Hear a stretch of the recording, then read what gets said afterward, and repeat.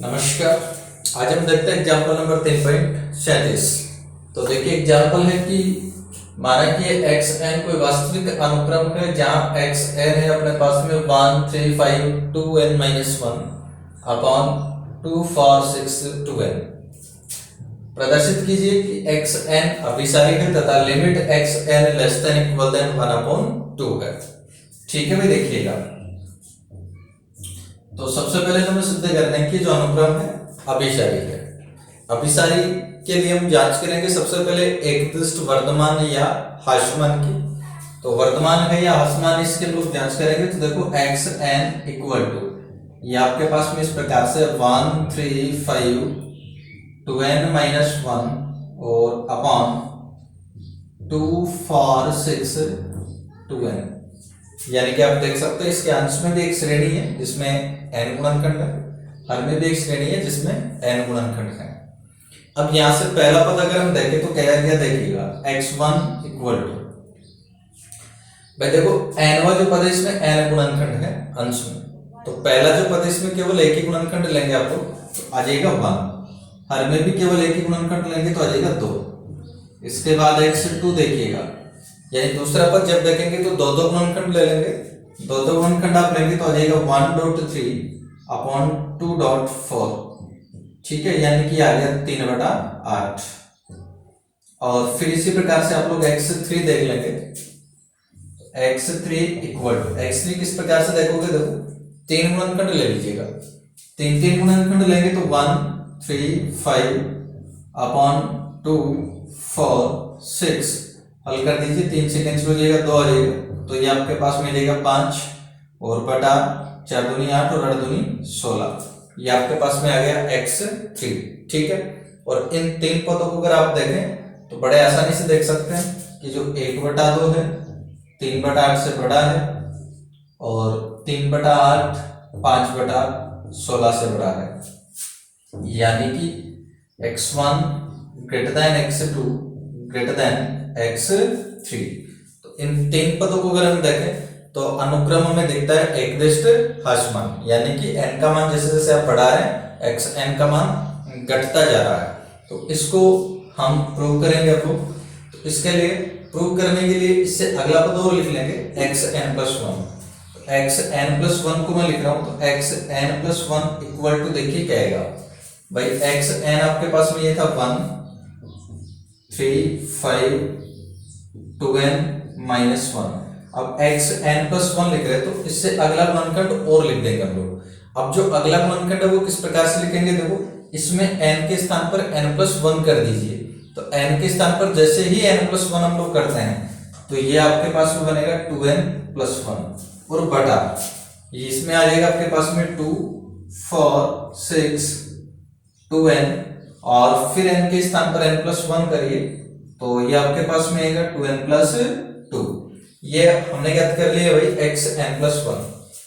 तो xn+1 आप देखिएगा इस xn+1 को हमने जो लिखा है इसमें से इसको देखिएगा जिसको मैंने डिब्बे में बंद कर दिया, ये xn ही है ना, तो इसको मैं xn लिख सकता हूं। तो इक्वल टू ये बराबर आप इसको ऐसे लिख सकते हैं 2n+1 अपॉन 2n+2 xn, ऐसा तो हम इसको लिख ही सकते हैं। और अब देखिएगा ये 2n+2 अपॉन 2n+1 एक से छोटी संख्या है ना और एक से छोटी है, इसलिए इनके दोनों के बीच में अगर कंपैरिजन किया जाए तो क्या बनेगा देखिएगा xn+1 और ये xn। ठीक है, मैंने इसको हटा दिया।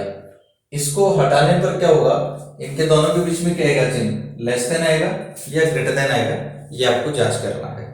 तो यहाँ जो है xn+1 लेस देन xn हो जाएगा। लेस देन क्यों आएगा देखिएगा, क्योंकि ये जो राशि है एक से छोटी है और एक से छोटी राशि को गुणा में से हटा देंगे तो यहाँ पर लेस देन ही बनेगा। क्यों बनेगा, मैं एक एग्जांपल देके बता रहा हूँ आपको, देखिएगा। जैसे मान लीजिएगा सपोज अपने पास में कोई दो राशियां हैं, एक तो मैंने ये लिख दिया है सपोज 8 है और दूसरी तरफ ऐसा है 1/2 × 16। फिलहाल दोनों पक्ष बराबर हैं, जैसे कि ये दोनों बराबर थे, तो मान लीजिए कि xn+1 आपके पास में 8 हो गया। ये 1 से छोटी थी, यहां मैंने 1 से छोटा ही लिखा है 1/2 को, और ये xn कुछ भी लिख सकते हैं आप लोग, लेकिन होना 8 के बराबर चाहिए, दोनों पक्ष बराबर होने चाहिए, तो ऐसा लिखा। अब देखो जैसे ही मैं इस 1/2 को अगर हटा दूं यहां से, तो ये 8 और ये 16 चिन्ह क्या आ जाएगा, लेस देन, तो ये 2n+1/2n+2, इसको आप देख सकते हैं कि अंश छोटा है, हर बड़ा है, इसका मतलब इसका जो मान आएगा इस भिन्न का 1 से कम आएगा, और 1 से छोटी राशि को आप जैसे ही हटाएंगे तो हटा करके देख सकते हैं, जैसे एग्जांपल के लिए देख लिया हमने, 1/2 को जैसे हटाते हैं तो चिन्ह क्या आता है, लेस देन, इसलिए यहाँ भी क्या आएगा, लेस देन, तो xn+1 less than xn for each of n belongs to n। इसका मतलब क्या हुआ कि ये जो अनुक्रम xn है ये एकदिष्ट हास्यमान है, क्योंकि n+1 के लिए xn+1 छोटा आ रहा है, इसलिए अनुक्रम xn एकदिष्ट हास्यमान है, अनुक्रम xn एकदिष्ट हास्यमान है, तो अनुक्रम आपके पास में बन गया भाई हास्यमान। अब जांच करेंगे हम इसके परिबद्ध होने की। अब हास्यमान है, इसका मतलब आप जानते हैं कि जैसे जैसे n का मान आप लोग बढ़ा रहे हैं, अनुक्रम का जो मान है वो कम होता जा रहा है, इसका मतलब जो पहला पद होगा वो सबसे बड़ा होगा, तो अधिकतम मान आपको मिल गया कि जो पहला पद है वही इसका अधिकतम मान होगा। एकदिष्ट हास्यमान है, इसका मतलब पहला पद सबसे बड़ा होगा, तो इसका अधिकतम मान आपके पास में आ गया 1/2, तो xn less than equal than 1/2 for each of n belongs to n। ठीक है, अधिकतम तो आपको मिल गया। अब न्यूनतम की बात कर लेते हैं हम लोग कि इस अनुक्रम का जो न्यूनतम मान है वो क्या होगा। अब अनुक्रम का जो डेफिनेशन है, इसका nवें पद का जो डेफिनेशन है 1 3 5, इसमें आप लोग देख सकते हैं कि आप 1 गुणनखंड लेंगे, फिर x2 का मतलब 2 गुणनखंड लेंगे, x3 का मतलब 3 गुणनखंड लेंगे, x4 का मतलब 4 गुणनखंड लेंगे। अब आपकी जितनी मर्जी गुणनखंड ले लीजिएगा, इसका जो मान है वो नेगेटिव तो कभी हो नहीं सकता, नेगेटिव कभी नहीं हो सकता ना, तो इसका मतलब क्या हुआ कि x n का जो मान है वो चाहे कितना ही छोटा हो जाए लेकिन नेगेटिव नहीं होगा, नेगेटिव नहीं होगा, यानी इसका जो वैल्यू है और जीरो भी नहीं होगा, हमेशा कैसा होगा, धनात्मक ही आएगा। देख सकते हैं आपको, कुछ भी पुट कर लीजिए, इनका मान हमेशा धनात्मक ही आएगा। अब धनात्मक ही अगर आएगा, इसका मतलब ये हुआ कि xn धनात्मक को हम लोग कैसे लिखते हैं, xn ग्रेटर देन 0, तो xn greater than 0 for each of n belongs to n। अब देखिए मैं इनको दोनों को चिपका के एक साथ लिख रहा हूं, तो xn ग्रेटर देन 0, इसको तो अपन क्या लिख सकते हैं, 0 लेस देन xn, और जो xn less than equal than 1/2 था, इसको बिल्कुल एज इट इज यहां पर चिपका दीजिएगा, तो xn less than equal than 1/2 for each of n belongs to n। ठीक है, यानी कि अनुक्रम का जो प्रत्येक पद है वो 0 से तो बड़ा होगा, लेकिन 1/2 या फिर इससे छोटा होगा, इसका मतलब अनुक्रम कैसा है, परिबद्ध है। इसलिए अनुक्रम xn परिबद्ध है, अनुक्रम xn परिबद्ध है। ठीक है, तो एकदिष्ट हास्यमान हो गया और परिबद्ध हो गया। तो एकदिष्ट हास्यमान और परिबद्ध होने का मतलब हम जानते हैं कि अनुक्रम xn अभिसारी है, इसलिए अनुक्रम xn अभिसारी है तथा अब आपको सिद्ध करना है कि इसका जो लिमिट है वो लेस देन इक्वल देन 1/2 होगा। तो देखिए आप लोग यहां से देख सकते हैं कि xn less than equal than 1/2 है, xn less than equal than 1/2, तो इसके दोनों पक्षों का अगर लिमिट कर दिया जाए तो limit xn less than equal than 1/2 अचर राशि है, तो लेस देन इक्वल देन 1/2, यही हमें सिद्ध करना था। अब हम देखते हैं एक्सरसाइज में क्वेश्चन 6 से। तो क्वेश्चन 6 अपने पास है, सिद्ध कीजिए कि अनुक्रम अभिसारी है और इसकी सीमा भी ज्ञात कीजिए। तो अनुक्रम है xn जहां x1 इक्वल टू 1 है और xn+1 इक्वल टू √6 है प्लस xn है। अभिसारी हमें सिद्ध करना है, तो सबसे पहले जांच करेंगे एकदिष्ट हास्यमान या वर्धमान की। तो देखिए x1 इक्वल टू आपको दे दिया गया कि 1 है।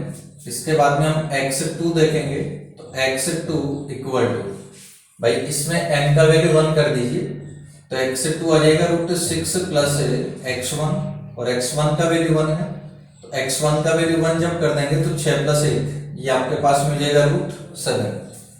इसके बाद में हम x3 अगर देखें तो x3 इक्वल टू आप लोग लिखेंगे √6 प्लस x2 हो जाएगा, n का वैल्यू अगर 2 कर देंगे इसके अंदर तो आ जाएगा √6 प्लस x2 का जो मान है ये आपके पास में आ गया √7। ठीक है, तो अब आप लोग देख सकते हैं यहाँ पर कि जो x1 है ये छोटा है x2 से, एक √7 से छोटा ही होगा और फिर x2 छोटा है x3 से, यानी कि यहाँ पर तो आप देख सकते हैं तीन पद में तो आप जैसे जैसे n का मान बढ़ा रहे हैं तो xn का मान भी बढ़ रहा है, यानी वर्तमान होना चाहिए। तो हम इसको गणितीय आगमन सिद्धांत से प्रूव कर लेंगे। 1 2 3 के लिए आपने जांच कर ली। इसके बाद में मान लेते हैं कि माना xr-1 लेस देन xr, जैसे कि आप लोग के लिए सत्य मान लेते हैं तो यह मान लें कि सपोज xr-1 लेस देन है xr से, और अब इसकी सहायता से अगर हम सिद्ध कर दें कि xr लेस देन है xr प्लस 1 से तो फिर ये n के प्रत्येक मान के लिए सत्य होगा। इसको अगर हल करिएगा तो सबसे पहले तो देखो यहाँ पर 6 प्लस xn है, इसलिए इसके दोनों पक्षों में आप लोग 6 जोड़ दीजिएगा तो 6 plus xr-1 less than 6 plus xr। अब दोनों पक्षों का वर्गमूल कर दीजिए, दोनों पक्षों का वर्गमूल जब करेंगे तो आ जाएगा √6 plus xr-1 less than √6 plus xr। अब ये जो 6 प्लस xr-1 है देखिएगा यहाँ से √6 प्लस xn जो है इसको आप लिख सकते हैं xn प्लस 1, इसलिए √6 प्लस xr-1 इसको हम क्या लिख सकते हैं xr, और लेस देन इसी प्रकार से जो √6 प्लस xr है ये आपके पास में बन गया xr प्लस 1। ठीक है, तो जब हमने xr-1 लेस देन xr लिया है तो आपके पास में बन गया xr less than xr plus 1, इसलिए गणितीय आगमन सिद्धांत से गणितीय आगमन सिद्धांत से गणितीय आगमन सिद्धांत से xn less than xn plus 1 for each of n belongs to n, तो n के प्रत्येक मान के लिए xn less than xn plus 1 है, इसलिए हम लोग कहते हैं कि अनुक्रम xn एक दिष्ट वर्धमान है। इसलिए अनुक्रम xn एक दिष्ट वर्धमान है।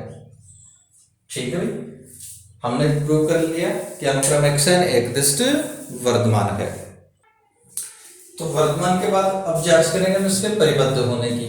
तो देखिए ये तो हम कर ही चुके हैं कि अनुक्रम एक दिष्ट वर्धमान है। वर्धमान का मतलब हम जैसे जैसे n का मान बढ़ाएंगे अनुक्रम xn का जो मान है वो भी बढ़ता जाएगा। इसका मतलब जो पहला पद है वो सबसे छोटा होगा, तो इसका जो अनुक्रम का न्यूनतम मान है वो तो आपके पास में हो गया 1। ठीक है, तो चूंकि जो xn है ये less than equal then greater equal 1, न्यूनतम मान 1 हो गया for each of n belongs to n। अब हम इसका अधिकतम मान देखेंगे, और वो अधिकतम मान किस प्रकार से देखेंगे, देखो आप देख सकते हैं कि पहला पद 1 है, दूसरा पद x2 √7 है। √7 का जो मान है 2 से बड़ा होगा लेकिन 3 से छोटा होगा। इसी प्रकार से √6 प्लस √7, तो देखिए √7 का मान 2 और 3 के बीच में है, इसका मतलब √6 प्लस 7, तो 6 प्लस √7 जो है 8 और 9 के बीच में आएगा, तो उसका जो वर्गमूल है 2 और 3 के मध्य आएगा। यानी कि आप लोग देख सकते हैं कि ये 3 से छोटा है तो ये भी 3 से छोटा है, यानी कि ये तीनों पद 3 से छोटे हैं। अब इसको गणितीय आगमन सिद्धांत से हम लोग कर लेंगे, तो गणितीय आगमन सिद्धांत से करने के लिए देखो 1 2 3 को आप देख चुके हैं कि ये 3 से छोटे हैं। तो मान लिया कि बीच में कोई पद एक्स आर लेस देन 3 है। अब अगर हम प्रूव कर दें कि x r plus 1 less than 3 है, इसका मतलब इसका प्रत्येक पद 3 से छोटा होगा। तो एक्स आर लेस देन 3 है। अब इसके दोनों पक्षों में 6 जोड़ दीजिए। 6 जोड़ेंगे तो 6 plus x r less than इधर हो जाएगा 9। दोनों पक्षों का वर्गमूल कर दीजिए। वर्गमूल जैसे करेंगे तो आ जाएगा root 6 plus x r less than 9 का वर्गमूल हो जाएगा 3। और ये जो रूट 6 प्लस एक्स आर है, देखिए root 6 plus x n plus 1 होता है, तो ये एक्स आर प्लस 1 हो जाएगा लेस देन 3। इसलिए गणितीय आगमन सिद्धांत से, इसलिए गणितीय आगमन सिद्धांत से, गणितीय आगमन सिद्धांत से x n less than 3 for each of n belongs to n. ठीक है, तो अनुक्रम का जो प्रत्येक पद है 3 से छोटा है, इसलिए मैं दोनों को एक साथ लिख देता हूं इनको। पहला एक्स एन ग्रेटर इक्वल 1 था, तो इसको अपन 1 less than equal than x n लिख सकते हैं, और इसके साथ में इसको भी चिपका दीजिए। तो ये आ गया x n less than 3 for each of n belongs to n, यानी कि जो अनुक्रम एक्स एन है ये परिबद्ध है। इसलिए अनुक्रम एक्स एन परिबद्ध है, अनुक्रम एक्स एन परिबद्ध है। ठीक है भाई, तो आपके पास में जो अनुक्रम एक्स एन था एक दिष्ट वर्तमान भी हो गया और परिबद्ध भी हो गया, और हम जानते हैं कि एक दिष्ट वर्तमान अनुक्रम और परिबद्ध हो साथ में तो वो अभिसारी होता है, इसलिए अनुक्रम एक्स एन अभिसारी है। इसलिए अनुक्रम एक्स एन अभिसारी है। ठीक है, अनुक्रम एक्स एन है अभिसारी। और फिर आपको इसकी सीमा भी ज्ञात करनी है। सीमा ज्ञात करनी है तो मान लिया कि इसका जो लिमिट है j है, तो माना limit x n equal to j, और हम जानते हैं कि लिमिट एक अद्वितीय राशि होती है, इसलिए अगर एक्स एन का लिमिट अगर j है तो एक्स एन प्लस 1 का लिमिट भी j होगा। तो limit x n plus 1 equal to j, तो एक्स एन का लिमिट अगर j है तो एक्स एन प्लस 1 का लिमिट भी आपके पास में क्या हो जाएगा j। अब j हमें ज्ञात करना है, तो एक्स एन प्लस 1 आपको दिया हुआ है बराबर है रूट 6 प्लस एक्स एन के, लिमिट कर दीजिए दोनों पक्षों का। तो limit x n plus 1 equal to root 6 plus limit x n. अब एक्स एन प्लस 1 का लिमिट आपके पास में है j, तो ये आ जाएगा j equal to root 6 plus x n का लिमिट भी क्या है j। दोनों पक्षों का वर्ग करिए, वर्ग करेंगे तो आ जाएगा j square equal to 6 plus j। पक्षांतरण कर लीजिए तो j square minus j minus 6 equal to 0। इसका गुणनखंड हम लोग कर लेंगे, तो इसका गुणनखंड जब करेंगे तो आ जाएगा j minus 3 into j plus 2 equal to 0। तो j का मान आपके पास में आ गया 3 और एक आ गया आपके पास में माइनस 2, लेकिन इसका जो लिमिट आएगा वो 1 और 3 के बीच में आएगा। तो 1 और 3 के बीच में आएगा यानी 3 आ जाएगा इसका लिमिट, नेगेटिव यहाँ पर नहीं हो पाएगा 1 और 3 के बीच की अगर बात करें तो यहाँ से j इक्वल टू आपके पास में आ जाएगा 3, यानी कि इस अनुक्रम का जो लिमिट है ये आपके पास में आ गया कितना 3। ठीक है, तो सिद्ध कर दिया कि अनुक्रम अभिसारी है और जिसका लिमिट कितना है 3 है।